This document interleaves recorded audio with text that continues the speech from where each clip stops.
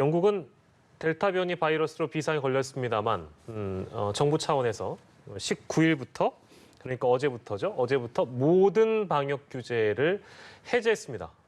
아이러니합니다만 이게 이제 일종의 실험이라고 평가되는 상황도 있곤 해서 그래서 프리덤 데이라고 지금 맞이하고 영국의 분위기를 저희가 알아보려고 하는데요. 자주 저희를 도와주고 계십니다. 한인교회 런던에 거주하시는 한인교회 송민호 목사님을 연결해서요. 현지 상황을 좀 들어보도록 하겠습니다. 목사님 안녕하십니까? 안녕하세요. 예. 자, 어제 그 방역이 전면 해제가 된 그런 상황인데요. 하루 확진자가 5만 명 가까이 여전히 나오고 있고 현재 상황부터 좀 저희가 파악하고 본격적인 얘기 나누면 좋을 것 같습니다. 어떤 상황인지요? 네, 지난 3일간 하루 확진자 수치는 5만 명을 넘거나 5만 명 가까이 발생했습니다. 다행히 어제 수치는 약 1만 명 감소한 3만 9천 명을 기록했습니다. 정부 웹사이트를 보면 영국은 현재 하루 입원 환자가 742명, 또 지난 일주일간 입원한 환자는 4,300명.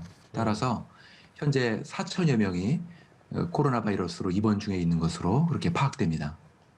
예. 지금 프리덤데이 이제 하루가 지났습니다. 목사님께서 피부로 느끼는 변화가 있으십니까? 네, 어제부터 영국 잉글랜드는 그동안 모든 봉쇄를 해제하고 프리덤 데이, 즉 자유의 날을 맞았습니다. 따라서 마스크 착용 의무, 또 실내외 모임 인원 제한, 그리고 거리 두기 제한도 모두 사라졌습니다. 나이트클럽을 비롯한 모든 업소들이 어제부터 정상 영업을 시작했습니다.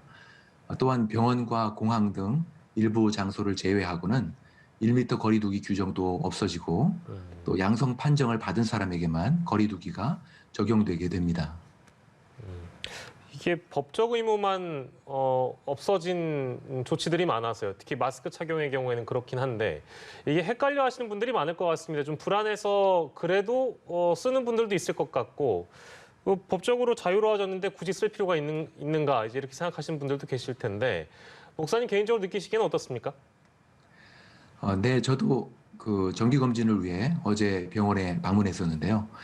병원 입구에서 필수적인 환자 방문만을 위해 그 예약 편지를 일일이 그 문 앞에서 확인을 했고 또 마스크 착용과 더불어 1m 사회적 거리 두기를 지키도록 그렇게 요구했습니다.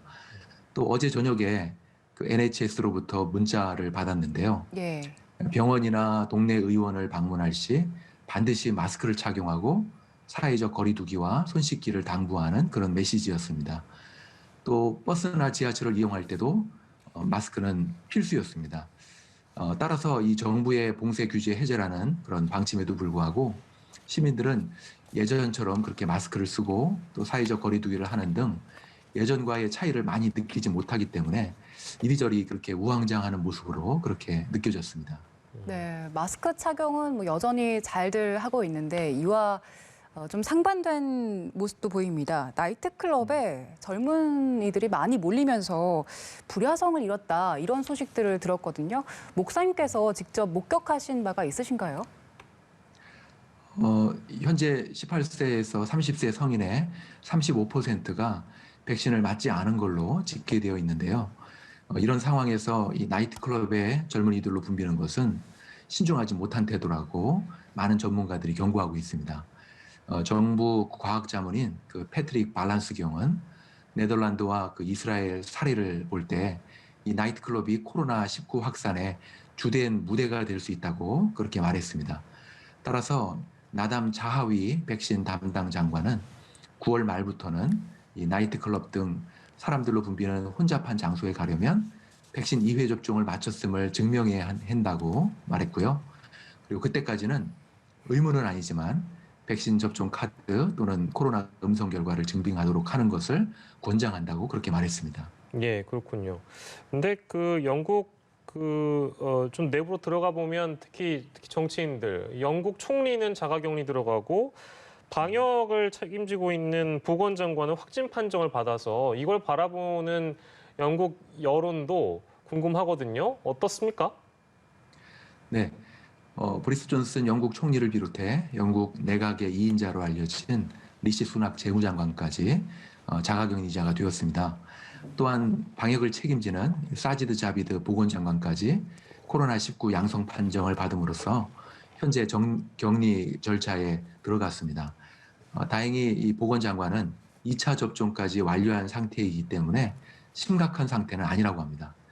하지만 이 많은 언론들이 이 프리덤 데이라고 명명한 이 자유의 날이 시작되기도 전에 방역 책임자인 이 보건장관이 확진이 되고 행정수반 1, 2인자가 격리에 들어가면서 프리덤 데이의 이 덤을 어리석다는 뜻의 철자로 바꾸어서 예. 그렇게 정부 리더십을 질타하고 있습니다. 네, 지금 상황이 그렇고 또 하루 확진자가 5만 명씩 나오는 상황인데 보리스 존슨 총리가 지금이 규제 해제하기에 아주 적기다 이런 입장을 재확인했다고 하는데 영국 정부가 이런 입장을 계속 고수하는 이유에 대해서는 어떻게 보십니까? 그동안 심각한 타격을 입은 그 영국 경제 회복이 가장 큰 이유로 보이고요. 또한 백신 접종 선두국이라는 그런 자신감이 크게 작용한 것이 아닐까 그렇게 생각됩니다. 특히 작년 겨울부터 올해 초까지 폭발적인 재감염이 이루어졌기 때문에 또다시 이 혹독한 겨울이 오기 전에 봉쇄를 일단 해제한 뒤에 코로나와의 공존을 시도하면서 경제를 빠르게 회복시키는 쪽으로 그렇게 전략을 선회하지 않았는가 그렇게 추측해 봅니다. 예. 이제 이런 정부의 선택을 평가하는 영국 언론의 기조도 굉장히 중요하다는 생각이 드는데요.